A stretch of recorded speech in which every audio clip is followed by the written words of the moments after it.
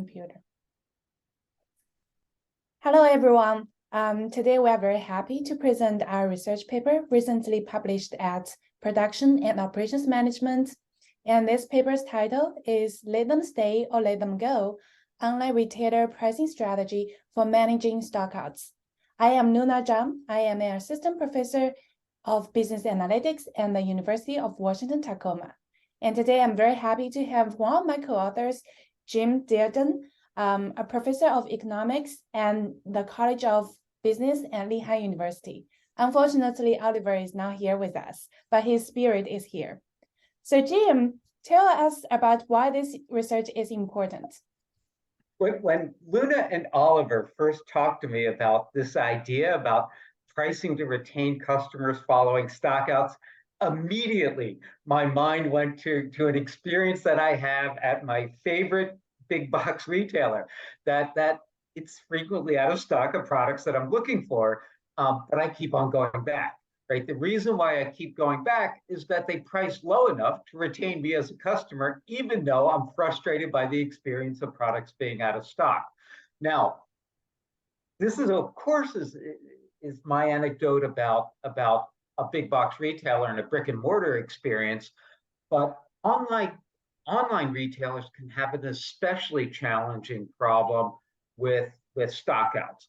And it's because it's easier for consumers to switch to another retailer online, right? And what Luna, Oliver, and I wanted to do is investigate this problem of retaining customers using a pricing mechanism, right? Using lower prices, presumably, to retain customers following stockouts.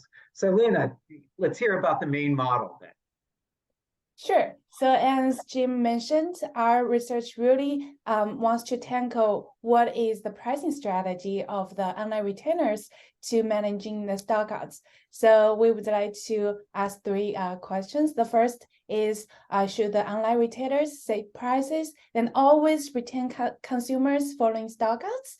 And second, we want to see how does the quality of product recommender systems affect whether online retailers should retain customers, and if so, the price then they should set. And the third question we really want to answer is, how do correlated stockouts between online retailers affect their pricing strategies? So the main result we find are the following. So we first of all develop a game-theoretic model, and we find then there are three types of equilibriums. So the first one is that following the stockouts, the competing firms can retain their customers. And the second one is that the competing firm can release their customers to their competitors. And the third one is that all the consumers can turn to one of the firms out of two. And following the stockouts, our firm then uses our better product recommender systems will retain the consumers, but it will also resist the price, and it sells surprisingly, it may fall. So we also have two extensions of this model. And Jim, would you like to talk about the two extensions? Sure. Yeah, the interesting point about the main results which lead into those two extensions is, as Luna pointed out, there are three types of equilibria. Firms either retain or release their consumers following stockouts. They price to do that. And whether they do that depends upon the cost to a consumer, in a sense of not quite shopping at a backup retailer that's not quite their favorite, or the cost of searching out alternative substitute products for ones that are out of stock at their original firm, the one they like the most, right? So which equilibrium the firm should use depends upon those two costs, kind of the mismatch cost of shopping at a backup retailer or the cost to the consumer of searching out substitute products. Now, a firm, as Luna pointed out, a firm can lower the cost to a consumer of searching out substitute products for an out-of-stock product by just building better product recommender systems, right? And one thing that we found in our results is somewhat interesting, especially from an academic point of view, is that we find equilibria where firms, competitors, invest in better systems, but collectively they would do better not doing so.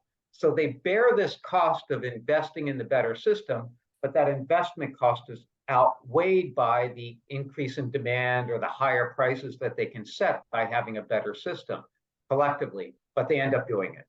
Now, what I think is actually, in a sense, maybe a more interesting result for industry is that we found an interesting relationship between product stockouts being correlated between retailers. So whether a product, one particular product, experiences stockout at one or more retailers, whether those stockouts are positively or negatively correlated among retailers, will affect the prices that the firm set.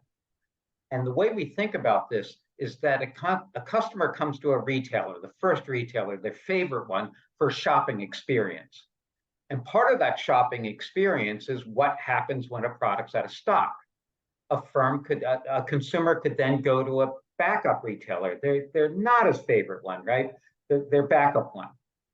And if the product's in stock there, then the consumers actually have a better overall shopping experience.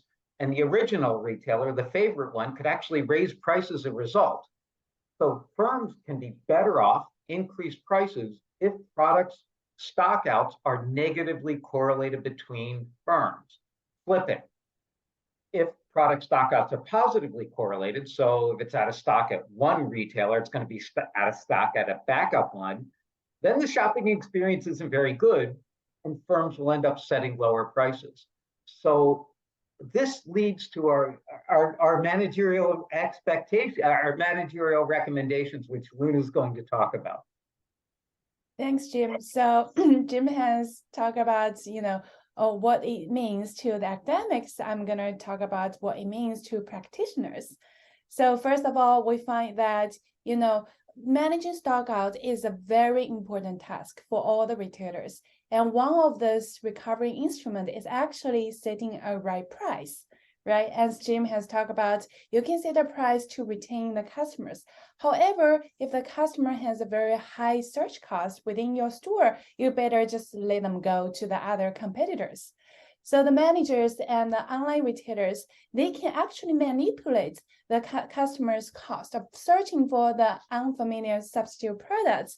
For instance, they can invest in the information technologies, such as the advanced recommender systems, so that the customers can easily find a substitute once they find their desired product is out of stock.